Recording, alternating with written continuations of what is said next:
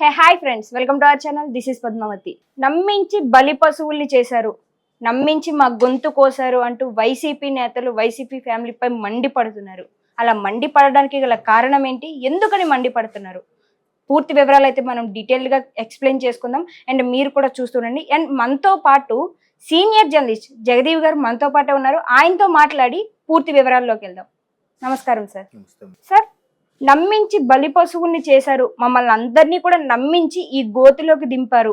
అసలు వైసీపీ ఓటమికి కారణం వైసీపీ ఫ్యామిలీ మాత్రమే, వాళ్ళే బాధ్యులు, వాళ్ళ బాధ్యతల వల్ల మేము ఇలా తయారయ్యాము అంటూ వైసీపీ నేతలంతా కూడా మండిపడుతున్నారు. దీనికి గల కారణం ఏంటి, ఎందుకని ప్రతి ఒక్కరూ కూడా దాని చుట్టూనే తిరుగుతున్నారు? దీనికి గల కారణాలు ఏమై ఉంటాయి అంటారు సార్?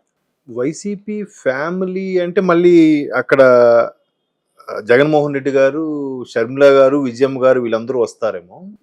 బట్ వాళ్ళు వైసీపీకి మేము చెందిన వాళ్ళం కాదు అని చెప్పకనే చెప్తూ బయటకు వచ్చేసి తెలంగాణలో తెలంగాణ వైఎస్ఆర్ పార్టీ పెట్టి తర్వాత ఇక్కడ కాంగ్రెస్ కు సపోర్ట్ ఇస్తూ విలీనం చేసేసి మళ్ళీ ఆంధ్రాకి వచ్చి ఆంధ్ర పిసిసి చీఫ్ గా ఉన్నారు షర్మిలమ్మ గారు. సో వైసీసీ ఫ్యామిలీ అనేది కాకపోయినా జగన్మోహన్ రెడ్డి గారే ప్రధాన కారణమేమో అన్నట్టుగా అనిపిస్తుంది. మరోవైపు చాలా మంది విశ్లేషకుల అభిప్రాయం, చాలా మంది అనుభవజ్ఞుల విశ్లేషణ బట్టి చూస్తే అన్నిటికీ కర్త కర్మ క్రియ జగన్మోహన్ రెడ్డి గారే అనే వార్త వినిపిస్తున్నాయి.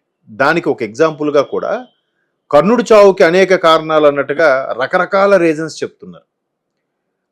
అంటే ఆ విశ్లేషకులు చెప్పడమే కాదు, ఈవెన్ ఎగ్జిట్ పోల్స్ అప్పుడు కూడా ఇండియా టుడే లాంటివి కానీ 24/7 లాంటివి కానీ చాలా సర్వేలు కూడా ఏం చెప్పాయంటే జగన్ ఇట్లా పరాభవం అవుతుంది, ఆయన ఓడిపోవడానికి గల కారణాలు కూడా ఒక్కొక్కరు ఒక 10, 18, కొంతమంది అయితే 20, కొంతమంది 30 రీజన్స్ చెప్పిన వాళ్ళు కూడా ఉన్నారు.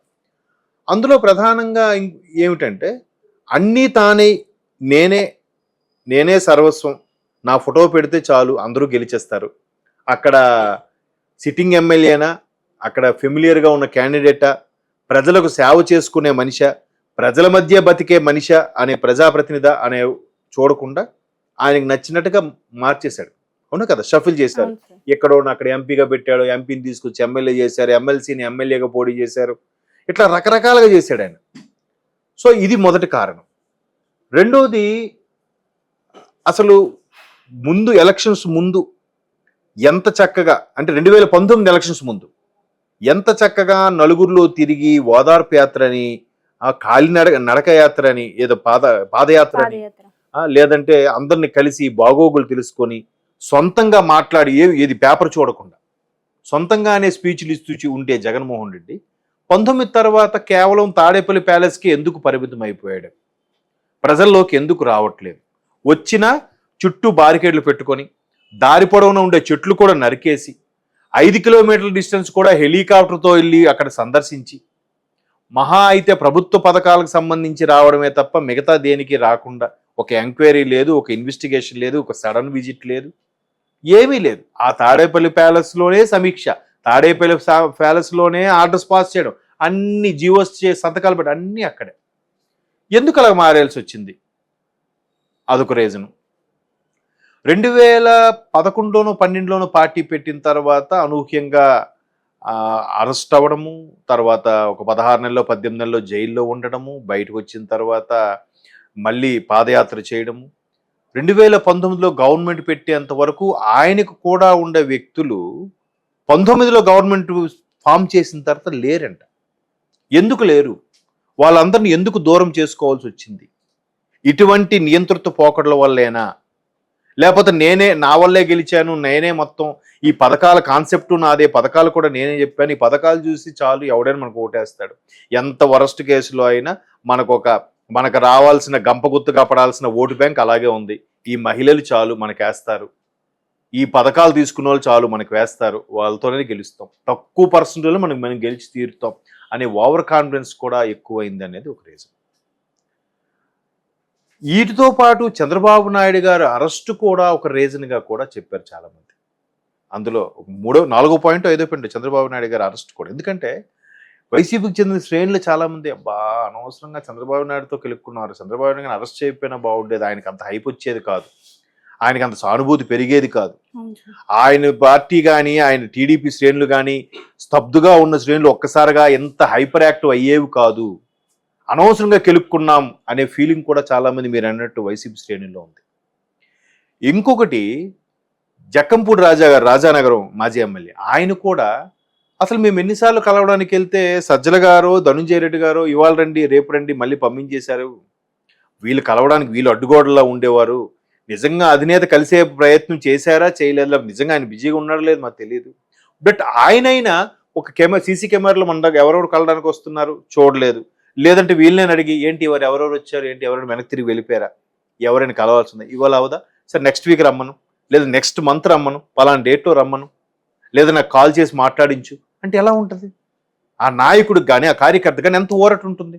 ఆ ఊరట ఎక్కడ లేదే, మళ్ళీ మాట్లాడిందే లేదే. కడప కూడా గెలిచిన తర్వాత మొన్న 20 రోజుల్లో 3 సార్లు వెళ్ళాడంట. అంతకుముందు ఇప్పుడు కడప వెళ్ళిందే లేదు. ఒకసారి క్యాన్వాసింగ్ సంబంధించి వెళ్ళడమే, లేకపోతే తర్వాత వెళ్ళేవారు కాదట. ఎందుకలా?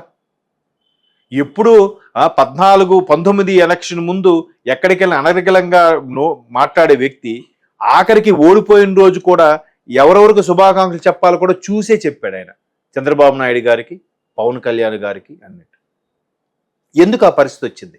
ఆ సీట్లో ఉన్న జగన్మోహన్ రెడ్డేనా కాదా అనేది వైసీపీ శ్రేణిలో చాలా మంది లేవనెత్తున్న అంశం. ఎందుకు ఇలాగ? అసలు ఆయనకు కావాల్సిన వాళ్ళు ఎందుకు దూరం పెట్టాడు? దూరంగా పెట్టాల్సిన ఎందుకు దగ్గర చేశాడు? చంద్రబాబు నాయుడు అరెస్టు తర్వాత ఆయన్ని బాగా వెనక్కి లాగిన అంశం ఇంకోటి కూడా ఉంది, వివేకానంద రెడ్డి గారి హత్య కేసు. అవునా కదా? వివేకానంద రెడ్డి గారి హత్య కేసు అంటే ఇప్పటికీ ఆయన్ని ఊపిరి ఆడనివ్వట్లేని పరిస్థితిలో ఉంది. ఎందుకు? అవినాష్ రెడ్డి గారు బీభత్సమైన ఆరోపణలు ఎదుర్కొంటున్నారు. మరోవైపు అవినాష్ రెడ్డి గారు తండ్రి గారు, లేదంటే ఎవరెవరైతే అప్రూవర్గా మారారో వాళ్ళందరూ కూడా ఇటువంటివి అప్రూవర్గా మారి అవినాష్ రెడ్డి గారు లేదా అవినాష్ రెడ్డి గారి తండ్రి గారు వాళ్ళే కీలక పాత్ర అని చెప్తున్న నేపథ్యంలో ఎట్లా అయిపోయిందంటే అటువంటి వాళ్ళని ఎందుకు చేరదీశారు? అది వేరే కుటుంబం కదా. ఆ తర్వాత సిబిఐ ఛార్జ్ షీట్ ఏదైతే దాఖలు చేసిందో దాని మీద ఒక వివేకం అనే సినిమా తీయడం, అది బాగా జనాల్లోకి వెళ్ళిపోవడం, యూట్యూబ్లో రిలీజ్ చేసేయడం, థియేటర్లోకి కాకుండా. సో ఇవన్నీ రీజన్లు వెరసి వైసీపీ ఓడిపోవడం కారణం వైసీపీ కుటుంబం కాదు, జగన్మోహన్ రెడ్డి అన్నిటికీ. చాలా సందర్భాల్లో చెప్పే ప్రయత్నం చేసినా కూడా ఆయన వినలేదు, అసలు చెప్పడానికి అవకాశం కూడా ఆయన ఇవ్వలేదు అనేది చాలా. తర్వాత మొన్న కరణం ధర్మశ్రీ గారు కూడా అదే మాట చెప్పారు, చోడవరం. జగన్మోహన్ రెడ్డి గారు చేతులారా చేసుకున్నది, అంత మెజారిటీ ఉన్న వ్యక్తికి ఈసారి ఎంత బాగా రావాలి, కనీసం ఒక ప్రతిపక్ష హోదాలో కూడా ఎంత గౌరవంగా ఉండాల్సింది, కనీసం ఒక 60-70 సీట్లను రావాలి, ఎందుకు రాలేదు? ప్రజల్లో ఎంత వ్యతిరేకత ఎందుకు వచ్చింది? ఎందుకు మంత్రులు ఎంత విచ్చలవిడిగా మాట్లాడి ఎంత దారుణంగా చేశారు ఆ టైంలో? వీటన్నిటికి కూడా మూల్యం చెల్లించుకుంటున్నారు. ఆయన చెల్లించుకోవడం కాదు, జెండాలు మోసిన మేము ఇప్పుడు బాధలు అనిపిస్తున్నాం. మేము గడిచిన 5 ఏళ్ళు సెటిల్ అయింది లేదు, సంపాదించుకున్నది లేదు,